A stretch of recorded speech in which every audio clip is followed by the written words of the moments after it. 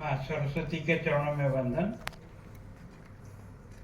आज Narsingh Modi institute of management studies इस विश्वविद्यालय के पहले दीक्षांत समारोह पर मैं सबसे पहले डायस पर उपस्थित श्री जगदीश बी पारिक साहब, चांसलर नॉमिनी, आपका बहुत बहुत स्वागत करता हूं कि आपने अपनी संस्था में आकर के यहाँ की चंडीगढ़ की क्या उपलब्धि है उसको आप जान भी सके, और मैं सोचता हूँ अध्यक्ष महोदय जी को भी यहाँ की उपलब्धि के बारे में आप जरूर उन्हें बताएं कि आपने जिस मंशा और इच्छा से ये शिक्षा का मंदिर प्रारंभ किया है उसकी उपलब्धि सब लोगों के प्रयास से बहुत सुखद और आनंददायक है।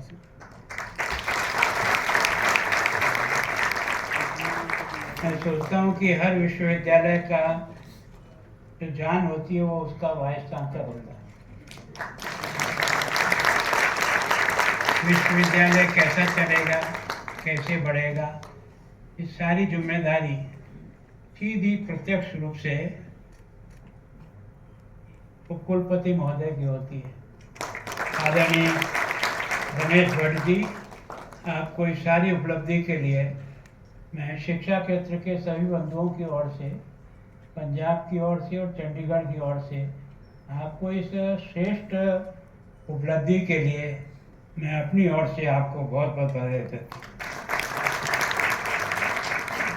डॉक्टर मीनू मेहता जी, डॉक्टर मीना चिंतामणि जी और डॉक्टर ज्योत्सना जी, जिन्होंने मुझे आपके साथ यहाँ मिलाया, उसका सारा श्रेय इनको जाता है। मुझे प्रसन्नता है कि आज की डिग्री वितरण में भी महिलाओं का ही आधिपत्य था। तो वास्तव में शिक्षा के क्षेत्र में जो देश में एक नई क्रांति आ रही है, उसी का ये एक दृश्य आपको और हमको दिखाई दे रहा है कि वास्तव में शिक्षा क्षेत्र में विशेष करके बहनों का प्रदर्शन बहुत ही, सर्व यूनिवर्सिटी में जहाँ जहाँ भी मैं पंजाब में आया हूँ और विश्वविद्यालय में जहाँ जहाँ भी मैं गोल्ड मेडल और डिग्री देने के लिए गया हूँ, 100 में से 60 से 70% गोल्ड मेडल बच्चियाँ ले जाती है। ये भारत का पेड़ है। पहली बार देश के प्रधानमंत्री ने इस कल्पना को किया था, उसको वास्तव में उच्च शिक्षा अपने उस पायदान पे पहुंचाने का सफलतम प्रयोग कर रही है।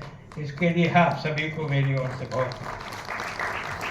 सच में किसी भी विश्वविद्यालय की अगर प्राण होता है तो उसकी फैकल्टी मेंबर।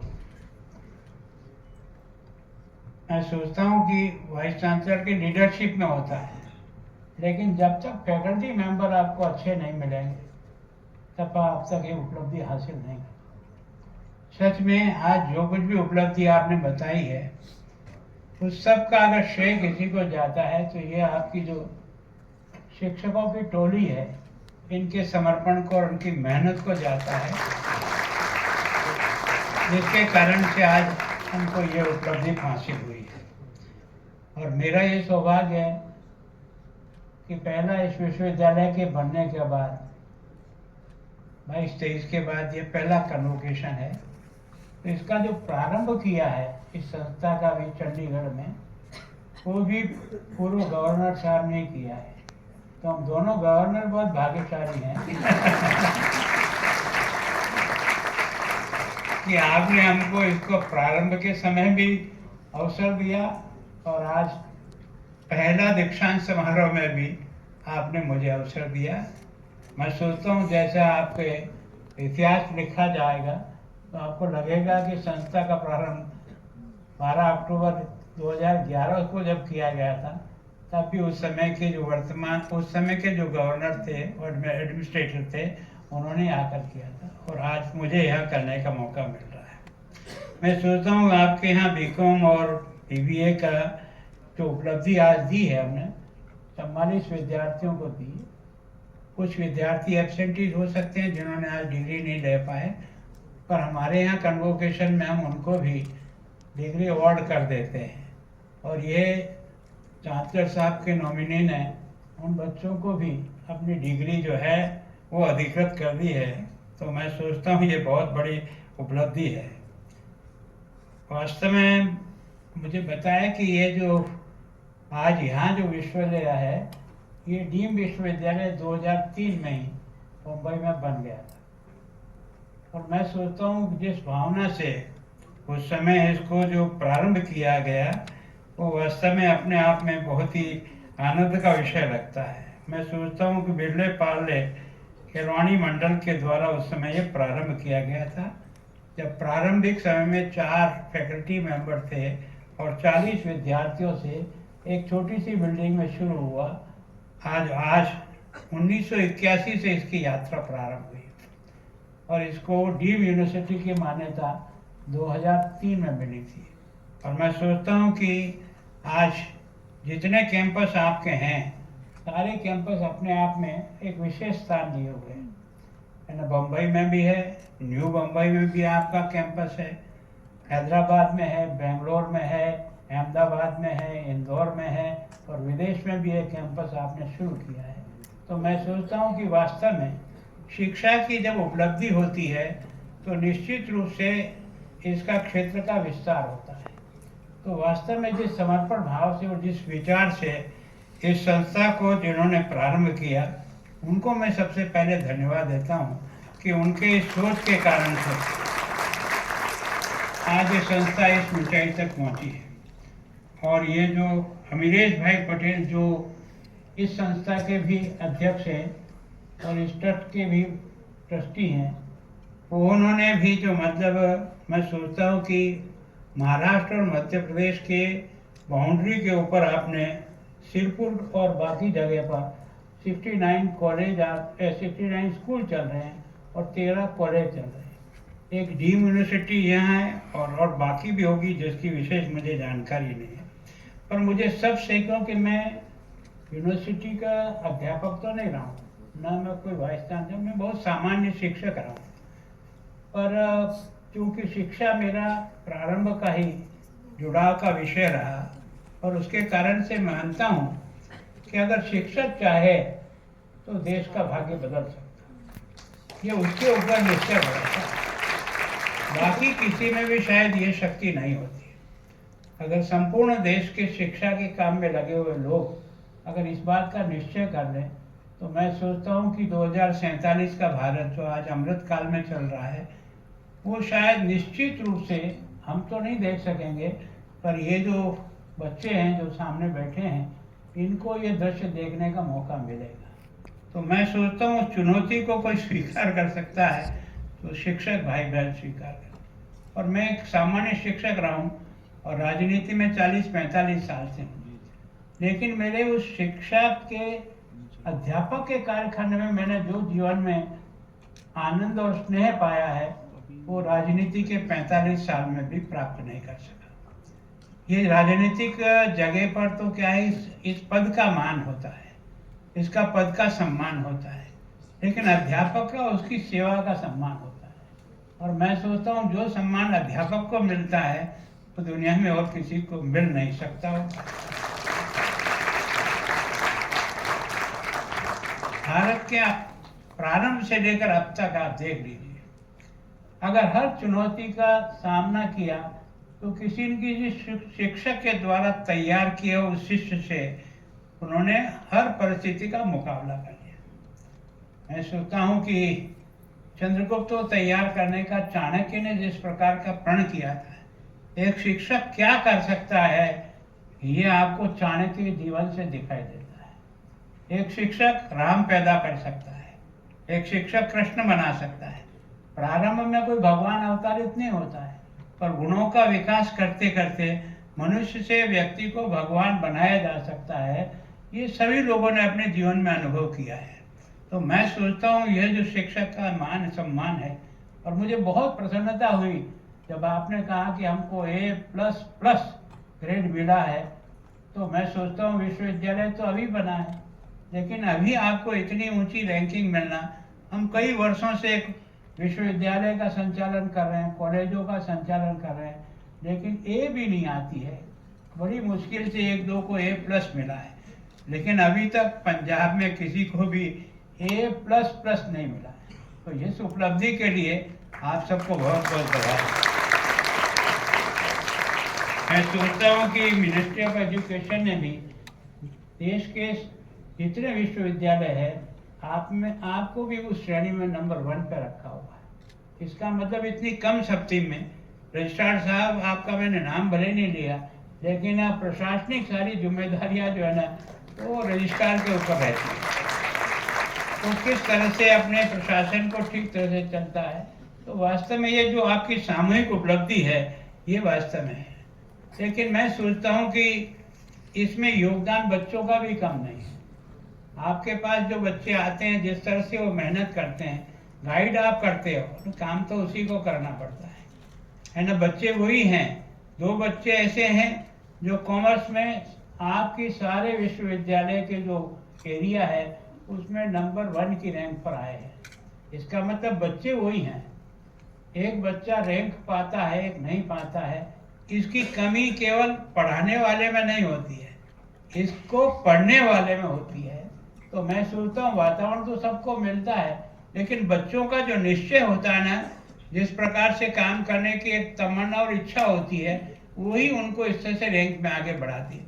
इसका मतलब ये नहीं कि अगली बार हम रैंक नहीं ले सकते, हम ले सकते हैं, लेकिन उसके लिए हमें उसी भाव से और उसी मेहनत से काम करना पड़ेगा, जिसके कारण से हमको भी ये सम्मान प्राप्त हो सकता है। और यहाँ बुलाकर आपको गोल्ड मेडल क्यों पहनाते हैं? वो इसलिए पहनाते हैं, आपका सम्मान नहीं कर रहे हैं। हम सामने बैठे हुए सब बच्चों को उस और प्रेरित करने का प्रयास कर रहे हैं। एक दिन ऐसा भी आ सकता है जब आपको भी इसी प्रकार से गोल्ड मेडल पहना करके हम सम्मानित कर सकते हैं। तो मैं सोचता हूँ कि व्यक्ति में ये जो काम करने की जो जिज्ञासा है, अच्छा हम सब लोग यहाँ पढ़ क्यों रहे हैं, यहाँ बैठे किस लिए? अगर हम पढ़ने के बाद केवल अपने और अपने परिवार का काम करते हैं तो देश के साथ अन्याय करते हैं। देश ने आपको योग्य बनाकर इसलिए थोड़ी भेजा है कि आप समाज के बाकी लोगों की चिंता नहीं करो। अगर समाज के बारे में चिंता नहीं है, जो पीछे रह गए उनके बारे में सोच नहीं है, उनको बराबरी में लाने का संकल्प नहीं है, और अपनी इस शिक्षा का उपयोग एक तरह से सेवा में कैसे बदला जाए, यही तो शिक्षा है। अगर शिक्षा होने के बाद भी उसका कैरेक्टर नहीं बन सकता, उसका जीवन और जिस प्रकार का चाहते वैसा नहीं बना, तो वो अपने लिए उपयोगी हो सकता है, समाज और देश के लिए कोई उपयोगी नहीं होगा। तो वास्तव में इस बारे में थोड़ा सा दिमाग लगाओ। और आपको यहाँ पहुँचाने तक आपके माता पिता ने भी तो कुछ प्रयत्न किया होगा, आपको यहाँ तक इस काबिल बना करके कि इस इंस्टीट्यूशन में आपका एडमिशन हो सके, इसलिए उन्होंने प्रारंभ से आपका ध्यान रख करके आपको इसी प्रकार की शिक्षा से जोड़ा होगा, जिसके कारण से आप यहाँ परफॉर्म भी कर सके और यहाँ के वातावरण के अनुसार एडजस्ट हो सके। तो वास्तव में सबसे ज़्यादा योगदान माता पिता का रहता है, जो सब प्रकार के कष्टों को भुगतता है और आप में भविष्य की आशा देखता है। आपके माता पिता भी आए हुए, उन सबका मैं अभिनंदन करना चाहता हूँ कि वास्तव में उनके सबके सामूहिक प्रयास से आपके बच्चों ने ये उपलब्धि प्राप्त की है। तो मैं सोचता हूँ कि महात्मा गांधी ने बहुत प्रारंभ में, कभी कभी लगता है ना कि आदमी के विचार क्या रहते हैं, और आदमी अपने विचार के अनुसार देश को मोड़ने का प्रयत्न करता है। देश कितना मुड़ता है नहीं मुड़ता है ये नहीं कह सकते, लेकिन मैं सोचता हूँ कि ऐसे जो श्रेष्ठ व्यक्ति होते हैं वो समाज से कुछ उम्मीद करते हैं, और वो समाज से उम्मीद करने का उन्होंने अपने यंग इंडिया पत्रिका में 7 घातक पाप बताए।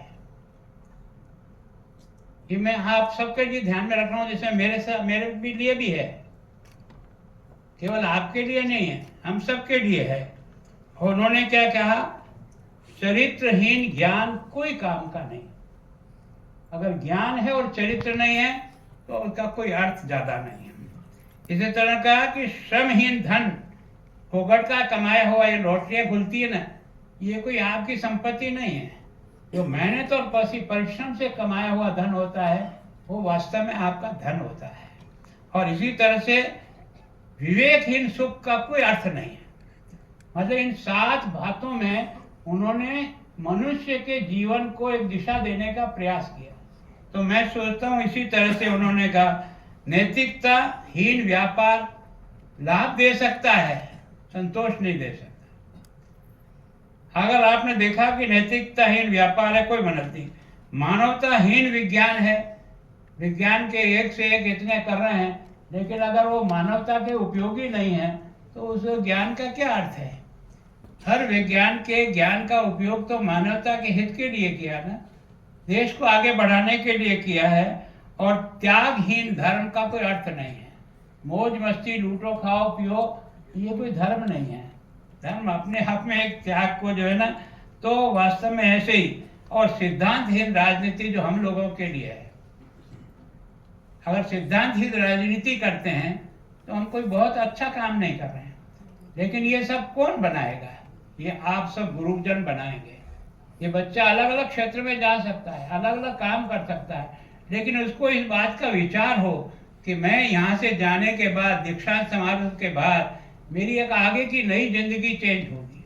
उस नई जिंदगी की दिशा क्या होगी, ये इसको थोड़ा सा अपने दिल और दिमाग में हमको बिठाना पड़ेगा, तब जाकर के हम कर सकेंगे। तो मैं सोचता हूँ आज की तारीख में आपके इन विभिन्न विद्यालयों में, जैसा मुझे बताया, 35,000 बच्चे पढ़ रहे हैं। अब ये कोई सामान्य संख्या नहीं है। अगर वास्तव में 35,000 बच्चों को ये महात्मा गांधी के जो 7 पाप है ये अगर नहीं करे तो ये 35,000 बच्चे इस देश का ढांचा बदलने की ताकत रखते हैं। एक व्यक्ति जब ढांचा बदलने का प्रयास कर रहा है, एक व्यक्ति के परिश्रम से देश ने इतनी ऊंचाई प्राप्त कर ली। मैं भी 45 वर्ष से राजनीति में काम करता हूँ, मैंने कई प्रकार के देखे हैं, लेकिन ये 14 के बाद जिस प्रकार से भारत अपने आप को दुनिया के सामने स्थापित कर रहा है, इसका गर्व हर व्यक्ति को महसूस होता है ना। और अब की बार आपने देखा कि ऑपरेशन सिंदूर में जब मैं राज्यपाल के नाते था, मैं वैसे भी राजस्थान का रहने वाला हूँ, जब कभी भी युद्ध छिड़ता है तो हम हमेशा अपनी बॉर्डर के बारे में चिंता करते हैं, क्योंकि अब तक जितनी लड़ाइयाँ हुई है, 65 की हुई है, चाहे 71 की हुई, चाहे 99 की हुई, ये सारी की सारी आमने सामने हुई। और उसके कारण से इतनी धन की हानि होती है, इतना ही मतलब नुकसान होता है, एक तरह से आपने देखा होगा। और कितने लोगों को कुर्बानी देनी पड़ती है। अगर फौज कुर्बानी के लिए वहाँ खड़ी नहीं रहे तो आप और मैं यहाँ सुरक्षित रह सकते हैं क्या? कुर्बानी करने वाला तो किसी का भाई है, किसी का बेटा है, किसी का पति है। जब वो देश के लिए अपनी कुर्बानी दे सकता है तो फिर हम देश में रह के कुछ नहीं कर सकते। हम देश के लिए कुछ नहीं कर सकते। वो मर रहे हैं किसके लिए? तिरंगे की शान और उसकी एक तरह से उसके सम्मान की रक्षा के लिए। तो वैसा ही हम लोगों को भी सोचना चाहिए कि हम जो काम कर रहे हैं, कोई काम छोटा बड़ा नहीं होता है। मजदूर भी काम करता है तो देश के लिए काम करता है, इंजीनियर भी काम करता है तो देश के लिए काम करता है, डॉक्टर भी काम करता है तो देश के लिए काम करता है, व्यापारी भी काम करता है तो देश के लिए काम करता है। अब एक नई चुनौती आगे खड़ी हो गई। आपने देखा 65 के युद्ध में मैं कॉलेज स्टूडेंट था उस समय, और उस समय जब हमारी फौज ने काफ़ी आगे बढ़ गई थी, तब लाल बहादुर शास्त्री जी उस समय प्रधानमंत्री, उन पर प्रेशर बना था कि आप अपनी सेना को विड्रॉ करो, जीते हुए क्षेत्र को वापस खाली करो। उसने कहा मैं नहीं करूँगा। मेरे सैकड़ों फौजियों ने जान देकर के जिस चीज़ को प्राप्त की है उसको मैं इस तरह से गंवाने वाला नहीं हूँ। उन्होंने कहा सोच लो, मैं PL-40 से, गेहूँ से तुम्हारी जनता को भूख मिटा रहा हूँ। अगर तुमने इस बात को की तो मैं तुम्हारा ये PL-48 का गेहूँ बंद कर दूंगा। उस समय आप में से कुछ ही लोग जानते होंगे कि हम सब कंट्रोल की दुकान से वो सड़े गेहूँ ला करके अपने पेट को भरते थे। ऐसी मुसीबत में भी एक आदमी हिम्मत से देश के स्वाभिमान के लिए कह सकता है कि नहीं, और इसलिए उसने जय जवान की जगह जय किसान का नारा दिया, लोगों को प्रेरित किया कि अपना अन्न स्वयं पैदा करो। और इसको सबसे पहले किसी ने स्वीकार किया तो पंजाब के किसान ने किया, जिसके कारण से आज हम आने की दृष्टि से आत्मनिर्भर नहीं हुए, हम निर्यात करने की स्थिति में हैं और करते हैं। तो वास्तव में हमारा देश को जो भी चुनौती मिलती है ना, उसको स्वीकार करता है और उसके अनुसार अपने आप को आगे बढ़ाता है। ये ऑपरेशन सिंदूर में मैं यहीं था, मुझे लगता था कि क्या होने वाला है। रोजाना DC को पूछते थे कि क्या है आपके बॉर्डर पे स्थिति, लेकिन अब की बार का कुछ युद्ध ही अलग तरह था, है ना। सारे पटाखे जो आए थे वो सब आसमान में फोड़ दिए थे। ये कमाल था। पहली बार अनुभव हुआ कि भारत की सेना की इतनी तैयारी है कि चीन जिसने प्रयोग किया था अपने हथियारों से भारत के ऊपर, वो सारे के सारे आसमान में उड़ा दिए।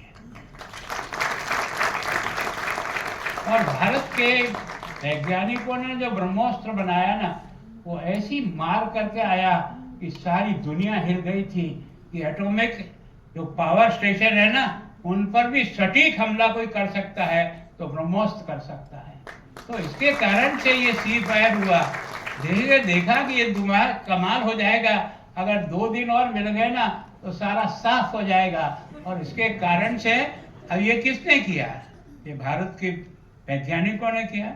इसका मतलब उनमें क्षमता है, हम हर एक में क्षमता है, लेकिन कई बार हम अपनी क्षमता का उपयोग नहीं करते।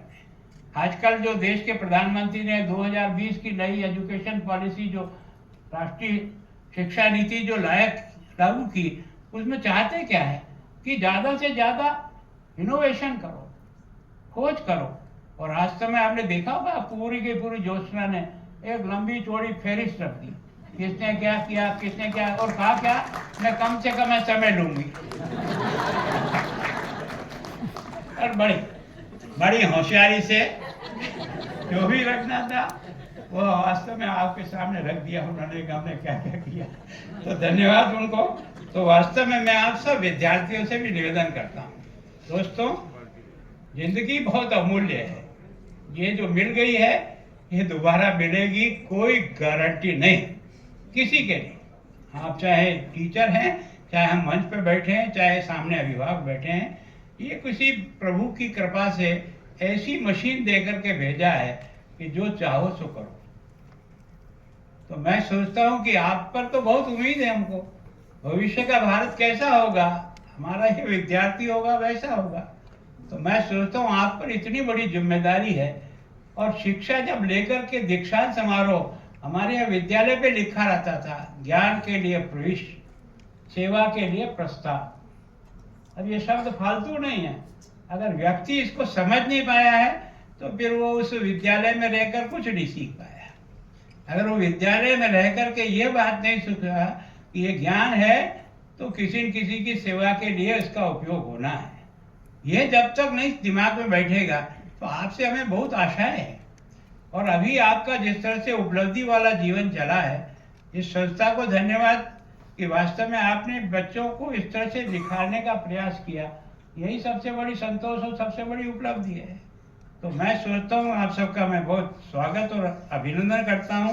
और निश्चित रूप से मैं आपसे उम्मीद करता हूँ कि हम सब लोग मिल करके भारत के बारे में जो प्रधानमंत्री बार बार कहते हैं, मैं 45 साल से चित्तौड़गढ़ से एमएलए हूँ और लंबे समय तक 8 बार एमएलए रहा हूँ, 1 बार एमपी रहा हूँ और अभी राज्यपाल का काम करता हूँ। लेकिन मैंने जिस प्रकार का काम करते हुए देश के प्रधानमंत्री को देखा है, मैं समझ नहीं पाया कि एक दिन की छुट्टी नहीं लेने वाला अगर कोई मुझे एक प्रधानमंत्री दिखा है तो वो यही नरेंद्र मोदी दिखा है। ताकि हम सब ने छुट्टियाँ ली, हमने चाहे हम शिक्षा मंत्री रहे तो भी छुट्टियाँ घूमने जाते थे, कहीं कहीं पिकनिक में जाते थे, कहीं कहीं देखते थे कैसे उपयोग करें इस पद का, तो इस पद का उपयोग किया। लेकिन इस आदमी ने केवल और केवल देश के लिए अपने आप को समर्पित किया, उसका रिजल्ट निकल रहा है। और जब आप किसी अच्छी भावना से सेवा का काम करते हैं ना, तो ऊपर कोई अदृश्य शक्ति है, वो आपको सपोर्ट करती है।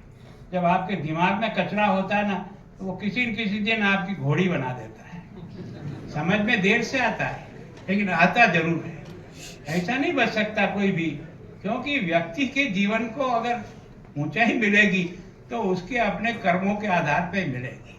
कोई किसी को कुछ नहीं दे सकता, वो तो आपको रास्ता दिखा सकता है, उस पर चलना नहीं चलना ये तो आपको तय करना पड़ेगा। तो मैं आपसे जरूर उम्मीद करता हूँ इस दीक्षांत समारोह में मैं को दीक्षांत भाषण देना, मैं आपसे विनम्र प्रार्थना करता हूँ कि इस श्रेष्ठ जीवन को समाज और देश के लिए लगाओ, जिससे भारत का नाम दुनिया में गौरवान्वित हो। पहले भी हुआ तो धन दौलत के आधार पर नहीं, ज्ञान के आधार पर। हमारे देश की पहचान कोई है तो ज्ञान और मानवता है। एंड वसुधैव कुटुंबकम का नारा दुनिया का कोई देश नहीं लगा सका। ये अकेला भारत है जिसने अति प्राचीन काल से वसुदेव कुटुंबकम का शब्द का प्रयोग किया है।